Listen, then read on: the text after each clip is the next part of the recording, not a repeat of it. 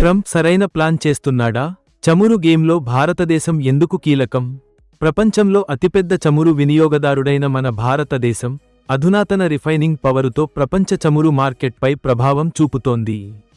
భారతదేశం తన ఆర్థిక వృద్ధి కోసం నిరంతరం ఇంధన అవసరాలను పెంచుకుంటుంది. అందుకే భారతదేశం చమురు సరఫరాదారులతో బలమైన సంబంధాలు ఏర్పాటు చేసుకోవడం చాలా ముఖ్యమైంది. తాజాగా ఇరాన్, అమెరికా మధ్య టెన్షన్ పెరిగింది. అమెరికన్ ట్యాంకర్లపై డ్రోన్ దాడులు, ఫ్లాగ్ ఉన్న ట్యాంకర్ను ఇరాన్ స్వాధీనం చేసుకోవచ్చు. ఈ పరిస్థితుల్లో చమురు సరఫరా మార్గాలు అంతరాయం అవుతాయి. దాంతో ప్రపంచ మార్కెట్లో చమురు ధరలు ఆకాశానికెళ్లే అవకాశాలు ఉన్నాయి. ఇదే సమయంలో ట్రంప్ వెనుక పిచ్చితనంలో పద్ధతి ఉంది. అసలు లక్ష్యం చైనా. ట్రంప్ ప్రభుత్వం చమురు యుద్ధంలో ప్రధానంగా చైనాను లక్ష్యంగా పెట్టుకుంది. చైనా యువాన్తో డాలర్ను విడిచిపెట్టింది. వెనిజులా, ఇరాన్, రష్యా చమురు చైనా మార్కెట్ను పోషిస్తుంటాయి. ఈ దేశాలతో చైనా చమురు ఒప్పందాలు కుదుర్చుకుంటూ డాలర్ ఆధారిత చమురు మార్కెట్ నుండి దూరం అవుతూ ఉంది. ఇది అమెరికా ఆర్థిక ప్రాధాన్యతలకు సవాలు కలిగిస్తోంది. ఇరాన్పై ఆపరేషన్ అంటే చమురు సప్లై తగ్గి చమురు ధరలు ఆకాశానికెక్కుతాయి. కాని ట్రంప్కు వెనిజులా కీలకం. ఇరాన్ లోటును భర్తీ చేసే ఒక పెద్ద ప్లేయర్. వెనిజులా చమురు ఎగుమతులు ఒక్క నెలలో 4,98,000 నుంచి 8 లక్షల బారెల్స్కి పెరిగాయి. ఇది ట్రంప్ ప్లాన్లో భాగం. ఇరాన్పై దాడి జరిగితే చమురు సరఫరాలో లోటు ఏర్పడుతుంది. కానీ వెనిజులా నుండి సరఫరాలు పెరిగి ఈ లోటును తిప్పిచ్చేస్తాయి.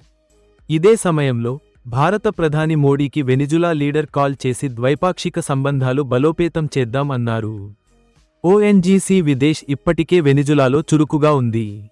ఈ భాగస్వామ్యం ద్వారా భారతదేశం చమురు సరఫరా భద్రతను పెంచుకోవచ్చు. ఇరాన్పై దాడి జరిగితే వెనిజులా చమురు ఇరాన్ లోటును తిప్పిచ్చి చమురు ధరలు స్టేబుల్ అవుతాయి. మరో ముందుగా ఎంచుకున్న ప్లాన్ ఇరాన్తో డీల్. అప్పుడైతే చైనా డిస్కౌంట్ ప్రాపర్టీస్ కోల్పోతుంది. అంటే ఇరాన్ చమురు చైనా మార్కెట్కు ఎక్కువగా సరఫరా చేస్తుంది.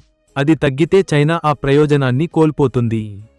ఈ నేపథ్యంలో ట్రంప్ యువాన్ ఆధారిత చమురు మార్కెట్ను అంతకుముందు దెబ్బతీయడం లక్ష్యంగా పెట్టుకున్నాడు.